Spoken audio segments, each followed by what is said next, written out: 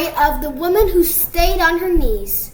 Under the blazing Lego sun, yellow Danfo buses zoomed up and down the roads, honking so loud it felt like they were shouting out at the world. Everywhere you turned, the air smelled like of roasted corn sizzling over hot coals, spicy suya being sliced with sharp knives, and sweet puff puff frying in bubbling oil. People's voices filled the streets, traders calling out prices, bus conductors yelling for passengers, and musicians playing beats that made even old grandmother nod their heads. That was Lagos, noisy, busy, bright, and full of stories.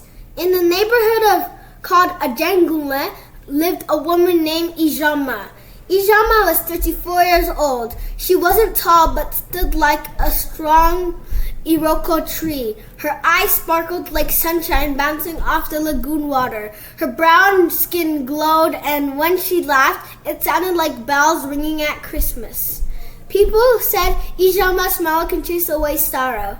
Ijeoma was married to Jijoke, a good man who was a Danfo driver on the Oshodi to a Balande route. Chijoke would tap his steering wheel and sing old high life songs. Together they had 2 children, Emeka, who was 11, and his sister Chisom, who was 8. Though life wasn't easy, the family's house was always full of laughter, the smell of stew bubbling on the stove, and the sound of prayers whispered every morning. For every single day began the same way, Ijeoma kneeling beside her mat, eyes closed, saying, "Lord, keep my family safe. Let today be even better than yesterday. Give me strength to face anything." People in Ajengunle always said, Ijeoma's prayers go straight to God's ears. Under the blazing Lego sun, Ijeoma carried baskets of tomatoes and peppers on her head and walked to Mile 12 Market. The market was so crowded that people bumped shoulders like sardines in a can. Traders shouted, "Tomato fresho, onion sweet like sugar. Madame, come by." The air smelled sharp with pepper, fresh fish, and smoke from roasted plantain. Goats bleated, chickens squawked. Wheelbarrows rolled past with heavy loads. Ijeoma found her spot under a colorful umbrella. She spread out her tomatoes, bright red, shining under the sun. She wiped them carefully with a wet rag so they looked juicy. She arranged onions and pepper in neat rows. Her friend Auntie Kudirat, who sold fresh nearby, called over, "Ijeoma, how market today? We dey pusham," Ijeoma answered, smiling. Soon customers gathered around Ijeoma's stall. She haggled with them, laughing and teasing. "Oga, buy my tomato. I go add small pepper for free. Madame, this price na last price. You know fit better see tomato like this anywhere." People loved buying from Ijeoma because she was kind and fair. Even when customers tried to cheat her, she didn't shout. She just laughed and say, "God, they see all of us." But under the blazing Lagos sun, times began to change. First came fuel scarcity. Petrol became as scarce as rain in the desert. Long queues twisted around filling stations.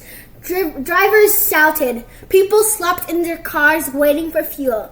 Chijoke came home one night frowning. "Ijeoma, Lagos don't spoil. Fuel no day. My Danfo day chop fuel too much. Business don't dry." The next problem came fast. Food prices climbed higher than the third mainland bridge. Gary became so expensive that people joked it should be in the museum. Tomatoes were like gold. Bread became a Sunday food only. Ijeoma worried, counting her money every night. "Lord, help us. Even the pepper sellers, they complain." Still, every day she packed her baskets and went to Mile 12, hoping for good sales. One afternoon in the market, whispers passed from one trader to another like wind through palm trees. Razor, the area boy feared in Ajangule, had started collecting tax from traders. Razor was tall and slim with eyes sharp like razor blades. He wore sunglasses even at night. His nickname came because he carried a small blade tucked in his waistband. Razor's boys, Stone, Shortman, Big Head, and Lizard followed him everywhere. They went stall to stall, demanding money. Pay us or we scatter your shop, Razor threatened. Many traders gave up and paid. Others closed their shop and left. One day, Razor stopped in front of Ijeoma's stall. He pushed her basket of tomatoes with his foot. Auntie Ijeoma, they sell well. We need 50,000 naira from you. If you no pay, your market no go sell again. Ijeoma's hands shook. I don't have that kind of money. Razor slammed his fist on her table. Some tomatoes rolled on the floor. Tomorrow 50,000. Oh, you go here, Then he turned and left, his boys swaggering behind him. The crowd parted to let them through, nobody daring to look Razor in the eye. When Ijeoma got home, her face was pale. She told Chijioke everything. Chijioke sat down heavily on a stool.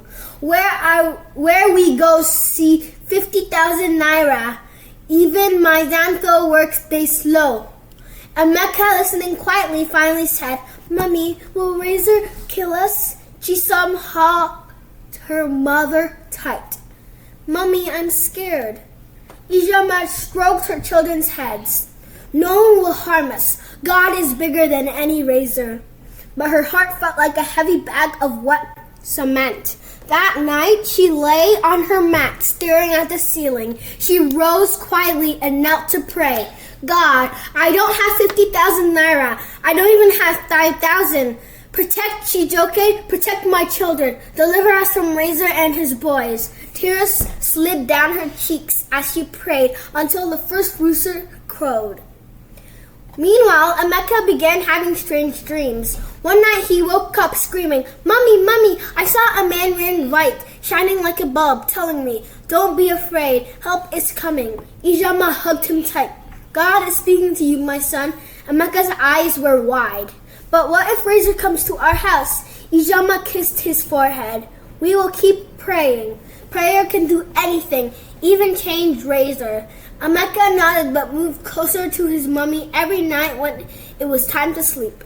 Early the next morning, Ijeoma went outside to fetch water. She saw Mama Nkechi, the akara seller, stirring a big frying pan over a charcoal stove. The oil hissed and bubbled. Mama Nkechi was short and round, with a voice as loud as a bell. People said she sometimes saw visions in her dreams. She called out, Ijeoma, why your face stay long like bitter leaf soup? Ijeoma sighed and told her the whole story about Razor.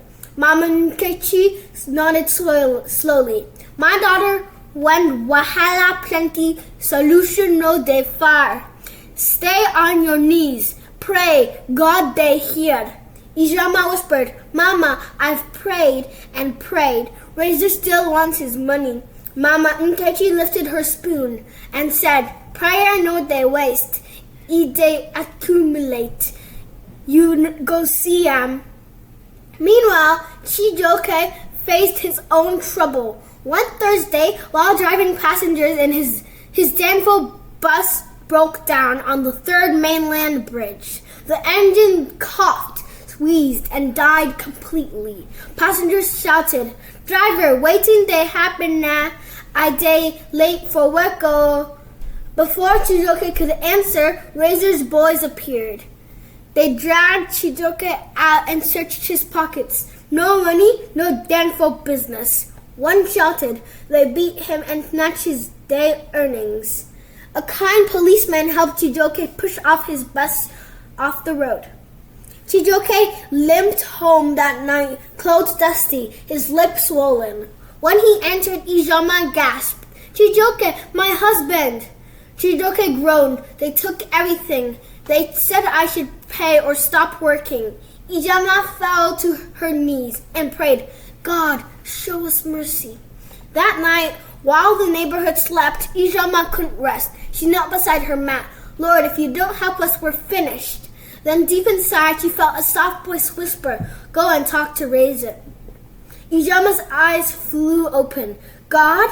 Talk to Razor? That man is dangerous. But the voice kept coming. Go. By morning, she knew what she had to do. Under the blazing Lego sun, as the heat shimmered on zinc rooftops, Ijeoma wrapped her scarf tightly around her head and walked through the narrow paths of Ijeoma. Her legs felt weak, but she kept praying softly. Lord, walk before me, hide me under your wings. She reached a place where Razor and his boys usually gathered, a dusty open space under a big mango tree. There was a loud hip-hop music blaring from small radio. Boys were playing cards. Others drank small plastic bottles of cheap gin. Razor was sitting on a plastic chair, sunglasses on his face, legs crossed, watching everything like a king on a throne. When he saw Ijeoma, his mouth curled in a half-smile. Market woman, what did bring you come here? Ijeoma swallowed hard. Her voice was shaking, but she forced herself to speak. I want to talk to you. Razor waved his hand, and the boys stepped back. Some looked at Ijeoma with wide eyes, surprised that any woman would dare to come here alone. Razor leaned forward. Talk. Ijeoma took a deep breath. I don't have 50,000 naira. I have nothing, but please leave my family alone. If you want to harm someone, harm me, but leave my husband and my children. Razor raised one eyebrow under his sunglasses. Why you dey pray all the time? And waiting prayer go do for you. Prayer no be money. Ijeoma's eyes filled with tears. Her voice grew stronger. Prayer can change any story, even yours. Razor tilted his head. His voice dropped to a softer tone. Even me? Razor looked away for a moment. His jaw tightened. Then he removed his sunglasses, revealing eyes that glistened with moisture. You remind me of my mama. They pray for me every day. I used to sing in church choir, my voice sweet well. But when my mama died, life turned upside down. I joined boys. I started collecting money. I started fighting. Now I'm tired of hiding from police, tired of running. Ijeoma reached out and gently touched his arm. God still loves you, Razor. You can start again. Razor looked at the ground. A tear rolled down his cheek, but he wiped it quickly and cleared his throat. Go home, Auntie Ijeoma. I know go touch your family again. The next day, under the blazing Lego sun, Ijeoma went to Mile 12 as usual. She half expected Razor's boys to appear and cause trouble, but they never came. She sold her tomatoes and peppers until late afternoon. As she packed her goods, she found a small brown envelope tucked in under her basket. Her hands trembled as she picked it up. She opened the envelope and her eyes widened. Jesus! Inside was 50,000 naira, crisp notes neatly folded. No notes, no name, just money. Ijeoma began crying right there in the market. People gathered around her. Mama Nkechi burst over, wiping flour off her hands. Waiting happened. Why you dey cry? Ijeoma showed the money. Mama Nkechi grinned and clapped her hands. I talk when wahala plenty, solution no dey far. God works in mysterious ways. Ijeoma sniffed. I can finally buy more goods and repair Chichokse's danfo and buy new slippers for Mecca in Chisholm. Mama Nkechi winked. Better soup, nah money kill. A few weeks later, Ijeoma was in church singing loudly, I surrender all, I surrender all. The church was filled with the smell of dust and fresh paint. Ceiling's fan spun slowly above. Children sat quietly in the front rows, swinging their legs, while Ijeoma sang. She glanced towards the back door and nearly dropped her hymn book. Standing there was Razor. He was wearing a clean shirt tucked in neatly, no sunglasses, no dagger in his pocket. He looked shy and nervous, shifting from foot to foot. After the service, he walked up to Ijeoma and Chijioke. Auntie Ijeoma, I want to change. I don't want to do area boy again. I want to drive keke. I want to live clean. Chijioke smiled and patted him on the shoulder. My brother, nah, good decision be that. God go help you. Razor smiled, a real gentle smile that made him look like a different person. Thank you, Auntie Ijeoma. If not for your prayers, I don't last.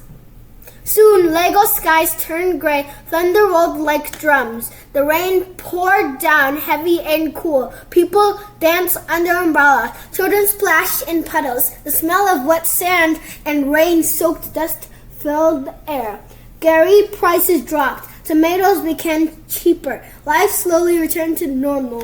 Chijioke's Danfo buses rolled back to life.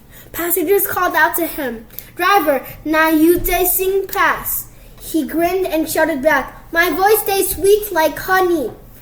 At mile 12, Ijeoma's stall was full of bright red tomatoes. Customers gathered around her, laughing, buying, and haggling. One evening, as the rain fell gently on the zinc roof, Ijeoma sat outside her house, watching children play football in muddy water. The sunset painted the sky orange and pink. She whispered softly, Thank you, Lord. And Mecca ran up to her, dripping water everywhere. Mommy, tell me the story about how you prayed and God saved us. Ijeoma pulled him onto her lap. Yes, my son, I'll tell you that story as many times as you want. From that day, under the blazing Lego sun, people in Ajengunle told the story of Ijeoma, the woman who stayed on her knees. Whenever trouble came, neighbors would say, Do like Ijeoma, kneel down and pray. Even Razor became part of the story. He started attending church every Sunday. He drove a keke, worked honestly, greeting people with a smile instead of fear. People marveled at the change. Mama Nkechi always said, prayers no they waste, even if slow ego work. And so under the blazing Lego sun, amidst roaring Danfo buses, spicy pepper soup, and the laughter of children, people kept telling the story of the woman who stayed on her knees because of prayer. Even in the middle of Lagos, Wahala can change any story. The end.